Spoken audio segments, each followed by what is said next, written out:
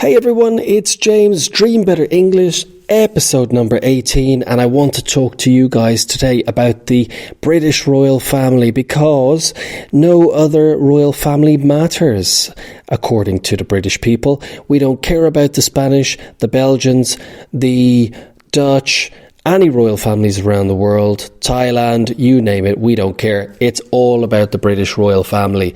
Let's look at individual characters in the royal family and see what we think of them. Okay, so who have we got first? Of course, we have the Queen. Now, let's try and introduce a phrasal verb here. Would you look forward to the Queen visiting you if she were in town? Or would you look forward to going to visit her in Buckingham Palace? So our phrasal verb here is to look forward to. It's when we are excited or happy to do something. So in general, I would say, personally for me, I would look forward to having tea with the Queen. I think we could have an interesting conversation, considering that I am Irish and she is English, and the history between the two countries is quite interesting. Now, let me see. Okay, so the Queen is an interesting person. Now, her husband, or sometimes we say her late husband, for somebody who has passed away recently. Now, I haven't used hard language there. I said passed away instead of died. That's a euphemism. We use a euphemism when we want to say something in a nice, soft way rather than something hard or a bit too harsh. So her husband, he died recently. His name was Prince Philip. I think people's opinion of him was, in general, the opposite to the Queen. The Queen is very much liked by most people, and I think by most people, Prince Philip was disliked. They have a few sons and daughters: Prince Charles, Prince Andrew, Prince, I can't remember his name now off the top of my head, which means when I'm trying to think straight away, Prince Andrew, anyway, it will come back to me. It's on the tip of my tongue.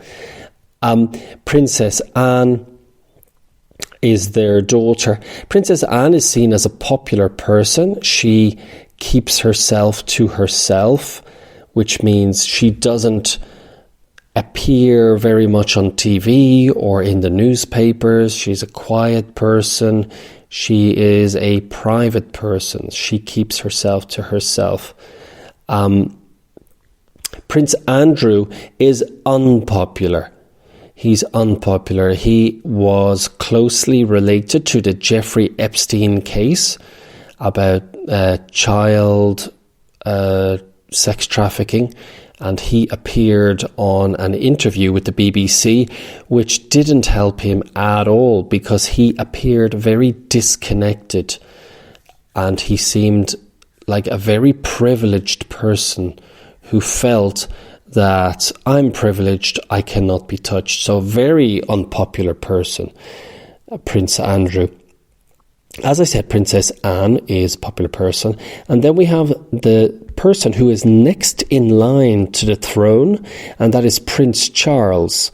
Prince Charles is a divisive figure, which means he divides people. Some people like him, some people don't like him. And I think that is because his ex-wife, Princess Diana, who also passed away, don't forget the euphemism, she was a very popular person. She was known as the People's Princess, and he was seen as the bad guy. And then he married the evil woman, Camilla Parker Bowles. But now I think people are beginning to see Camilla and Charles as quite stable, quite likeable, considering the problems that are going on with his two boys,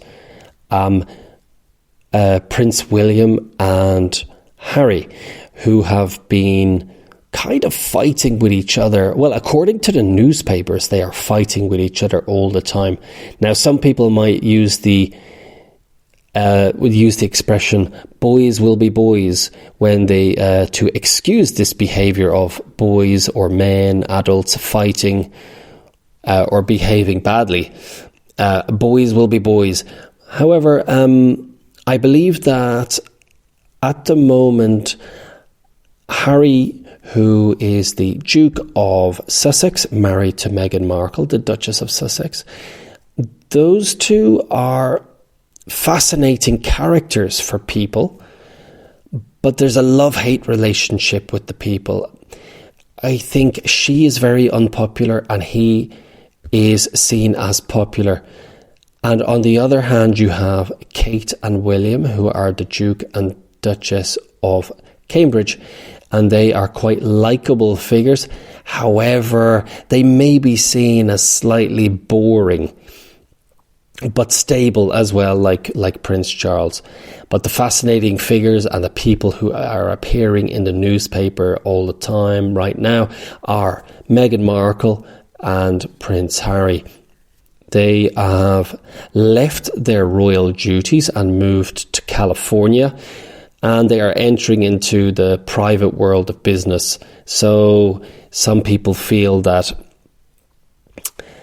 they should have stayed, but they felt that the pressure of the royal family was too much, and they decided that it would be better for them to go to the United States.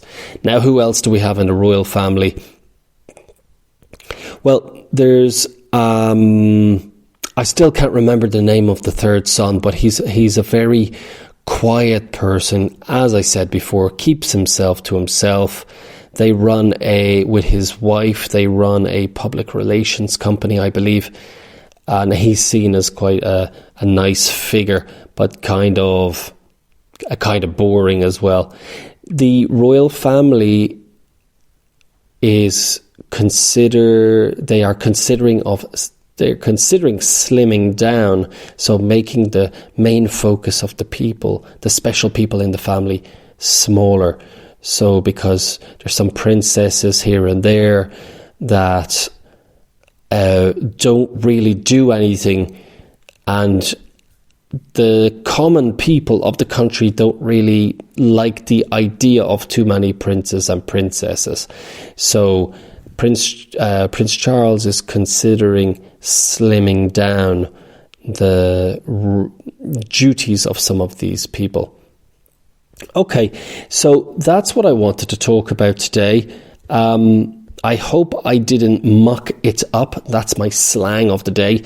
To muck up means to ruin something or do it very badly. And as I was organising this podcast, I thought to myself, okay, James, don't muck it up. So if you're doing a presentation or you're doing something, you practice because you don't want to muck it up. If you're studying for an exam, you don't want to muck it up. Okay, so let's just review what we looked at today. We looked at the phrasal verb to look forward to. We looked at to muck up. We looked at boys will be boys as a saying. And we looked at the euphemism not a big fan of, or to pass away. So I hope this has been helpful for you. I shall be back very soon with episode number 19. Until then, take care of yourselves and I'll talk to you soon. Bye.